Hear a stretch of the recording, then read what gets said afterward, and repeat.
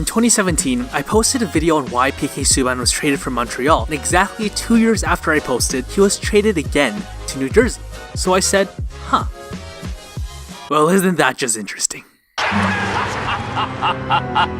First of all, what is that name? And second, no, Miroslav Shaton didn't play for the New Jersey Devils. That would have been way too perfect. But Shaton did end up with 66 points for the 2006 season. So, I don't know what that's telling us. In a Game 7 again, it's Justin Williams. For the elimination games of Game 7, Justin Williams once held a career total of 7 goals and 7 assists in 7 Game 7s, with a record of 7 wins and 0 losses. But the weirdest thing about this strange coincidence is that his 14th point happened at 14 minutes and 14 seconds in overtime. The story of the second period, what goes around comes around. In 2001, Steve Sullivan was hit by a stick and was in terrible pain. And then, a fan actually taunted him for getting hurt. In order to get justice, Sullivan went on to score 2 shorthanded goals in the same penalty kill. And, for the cherry on top, after Patrick Waugh cleared the puck, it went around the glass, hitting that insensitive fan who made fun of Sullivan.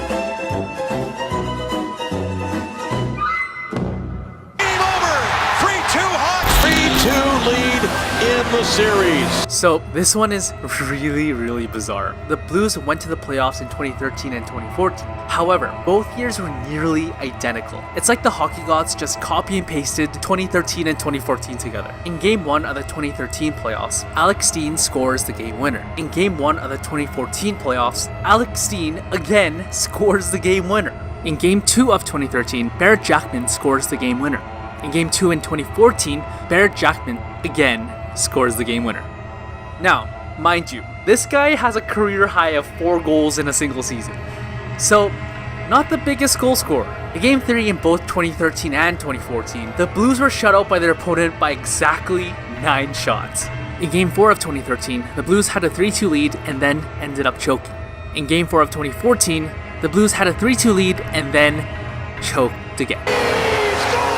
In Game 5 of 2013, the Kings led by 1-0, 2-1, and then beat the Blues in overtime. In Game 5 of 2014, the Hawks led by 1-0, 2-1, and then beat the Blues in overtime. Then finally, in Game 6 of both years, the Blues only scored 1 goal to eventually lose to their opponents. We have a trade to announce. I think the hockey gods might hate the Rangers. In 2013, the Rangers traded Marian Gaborik to the Blue Jackets.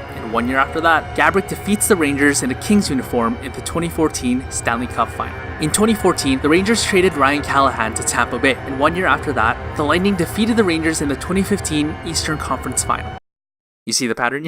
In 2015, the Rangers traded Carl Hagelin to Anaheim. 1 year after that, somehow he ended up with the Pittsburgh Penguins, and they easily beat the Rangers in the first round of the 2016 playoffs. Finally, in 2016, the Rangers trade Derek Brassard to Ottawa, and then 1 year after that, he scores the series-changing goal for Ottawa in Game 5, eventually going on to defeat the Rangers in the second round of the 2017 playoffs. Henrik Sedin, what a shift! Daniel shoots! During their 18th season with the Vancouver Canucks, the Sedin twins decided to hang up the skates with only 3 games remaining in the season, with Daniel wearing number 22 and Henrik wearing number 33. These numbers started to appear everywhere. During their final home game for the Sedins, Daniel Sedin scored his 23rd goal in overtime, assisted by Henrik Sedin, which was also his 23rd overtime assist of his career. And Daniel Sedin scored 2 minutes and 33 seconds into overtime, so the total minutes played for that game was actually 22 minutes and 33 seconds. And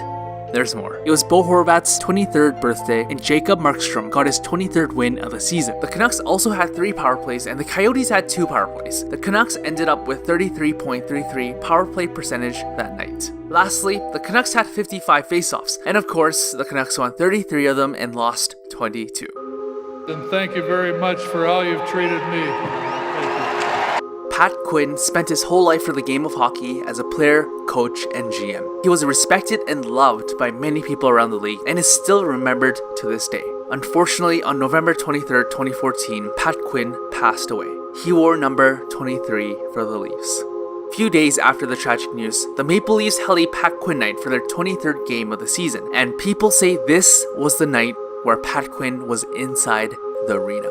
With 23 seconds left in the first period, Cody Franzen makes it 2-0 for the Leafs. Then, after 23 seconds into the second period, Tyler Bozak makes the game 3-0. After Washington scores a goal, the Leafs responded with a goal of their own 23 seconds after the Capitals scored on the Leafs. The Leafs ended with a total of 23 shots on net that night. And this is what makes it a bit spookier. The reason why Pat Quinn was able to wear his number 23 was because the Leafs traded the previous number 23 holder Eddie Shack for Murray Oliver, who also passed away on November 23rd, 2014, the same date that Pat Quinn had passed away.